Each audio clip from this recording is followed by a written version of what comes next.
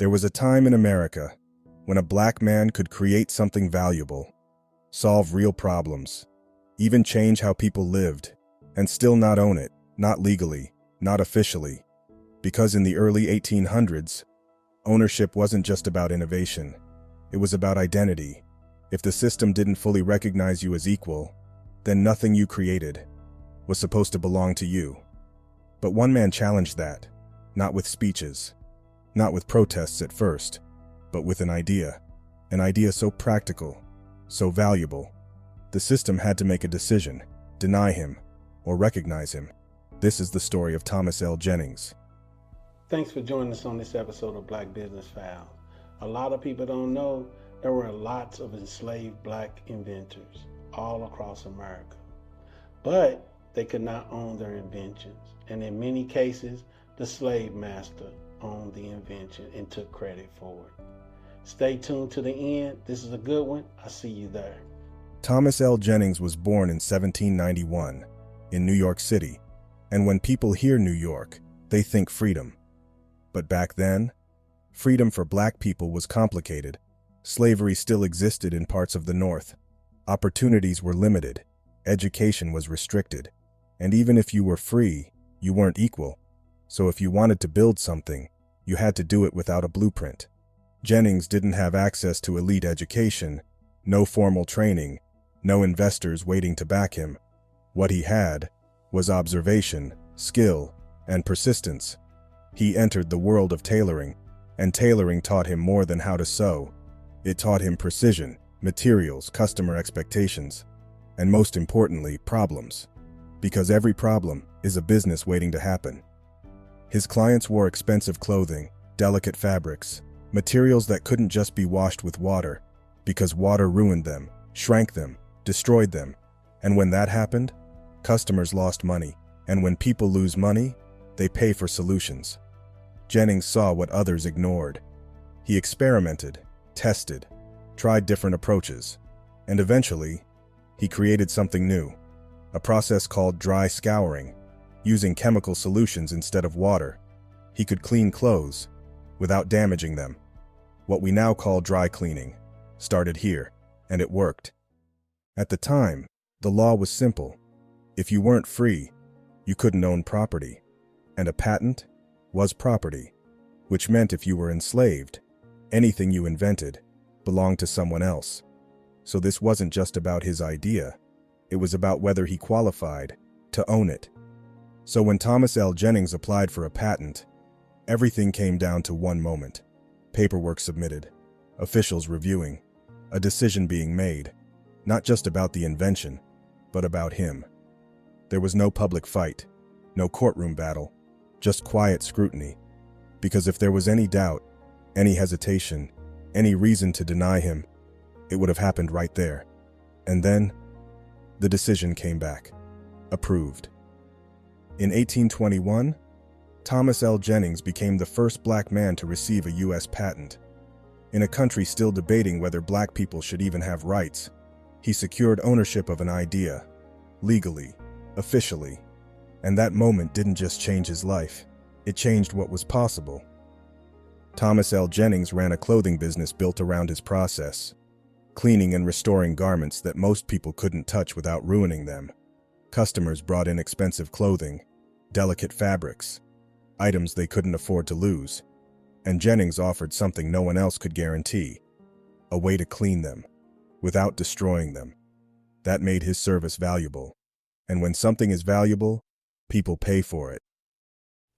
One thing I want to point out, Thomas L. Jennings was not just an inventor, he was a good businessman.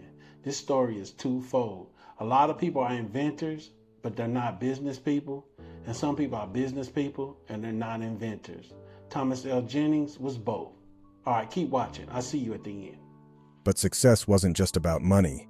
It was about what money could do. His wife wasn't fully free. She was an indentured servant, which meant she was legally bound to work for someone else for a set period of time, with limited rights and no control over her own freedom. She wasn't enslaved, but she wasn't free either, and the only way out was to buy that freedom. So every dollar Thomas L. Jennings earned, had a purpose. Every job, every customer, every cleaned garment moved him closer to one goal: freedom. And eventually, he did it. He used the money from his business to purchase his wife's release. In a time when families were constantly separated, he used business to bring his family back together. Most people would stop there, secure their family, protect their success, stay quiet. But not Thomas L. Jennings. He stepped into something bigger. He became a leader in the abolitionist movement. He used his money, his influence, his position to fight against slavery. Because once you understand freedom, you don't keep it to yourself. You fight to expand it. But just when it looked like his place in history was secure, everything almost disappeared. In 1836, a fire broke out at Blodgett's Hotel. At the time, it was being used by the United States Patent Office. Inside were thousands of patent records, including his, and in one night, over 10,000 patents were destroyed, gone, burned, reduced to ash. After the fire, those early patents were given a new label. They were marked with an X to separate them from everything that came after. They became known as X patents. The government tried to rebuild the records, asked inventors to resubmit their work. Some did, many didn't, and thousands of inventions, including the original patent from Thomas L. Jennings, were never fully recovered. The paper was gone, but the impact was already permanent, because what he built didn't stop with him. His daughter, Elizabeth Jennings Graham, faced her own moment. On July 16, 1854, she boarded a streetcar in New York City, like anyone else. But she was told she didn't belong, ordered to get off.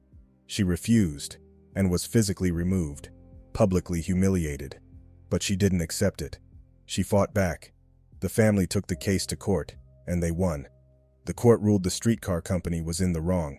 She was awarded $225 in damages, plus court costs, and more importantly, the decision made something clear: public transportation could not legally deny black passengers. And just like that, segregation on New York streetcars started to break. Over a century before the civil rights movement reached its peak, before names like Rosa Parks became symbols of resistance, this fight was already happening. Jennings died in 1856, and like many pioneers, his story faded, not because it wasn't important, but because it wasn't told. And sometimes, that's how history disappears. Today, dry cleaning is normal, routine, expected. But behind that everyday process is a man who changed everything. A man who proved that even in a system designed to deny you ownership, you can still build something, own it, and use it to change lives. If you want more stories like this, stories they didn't teach you, stories about business, power, and history, subscribe to Black Business Files. Because this isn't just history, this is the blueprint. Thanks for watching to the end. Not only did Thomas L. Jennings invent dry cleaning, but he created a whole new industry. The next time you drop your clothes off at the cleaners, remember Thomas L. Jennings. And as always, see you in the next one.